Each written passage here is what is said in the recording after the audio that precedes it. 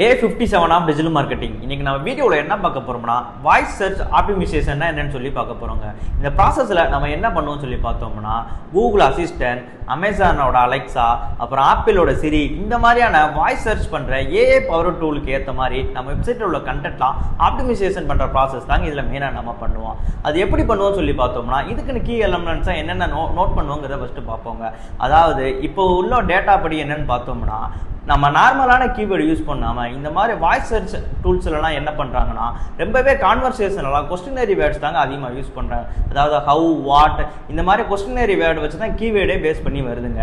அதனால இந்த மாதிரியான கொஸ்டினரி பேஸ்டுக்கு ஏற்ற மாதிரியா நம்ம வெப்சைட்ல கீவேர்டு வச்சு கண்டென்ட் ஆப்டிமைசேஷன் பண்றதுனால நம்ம இந்த மாதிரியான ஏஐ பவர் டூல்ல வந்துட்டு நம்ம ரேங்கிங் ஆகிறதுக்கு ரொம்பவே சான்சஸ் இருக்குங்க. இது மட்டும் இல்லாம இதுல நம்ம என்ன ப்ராசஸ் சொல்லி பார்ப்போம்னா நம்ம கண்டென்ட்ல வந்துட்டு சப்கட்டிங், புல்லட்ஸ் இந்த மாதிரி செப்பரேட் பண்ணி கொடுக்கறது நம்ம கூகுளோட ஃபியூச்சரோட ஸ்னிப்பெட்ஸ்லயும் நம்ம வாய்ஸ் சர்ச் பண்றப்போ நம்ம வர்றதுக்கு ரொம்பவே சான்சஸ் இருக்குங்க. இந்த மாதிரியான நம்ம நேச்சுரல் லாங்குவேஜ்ல கண்டென்ட்லாம் கிரியேட் பண்ணி கொடுக்கறதுனால இந்த மாதிரி வாய்ஸ் சர்ச் ஆப்டிமைசேஷன் ப்ராசஸ் எல்லாம் ரொம்பவே பெட்டரா நம்மளால கொண்டு வர முடியுங்க. இப்போ இதுல என்ன பெனிஃபிட்ஸ் சொல்லி அப்படின்னு சொல்லி பார்த்தோம்னா ஒரு யூசருக்கு எங்கேஜிங்கான கண்டென்ட் வந்து நம்மளால கிரியேட் பண்றதுனால கொடுக்க முடியுங்க.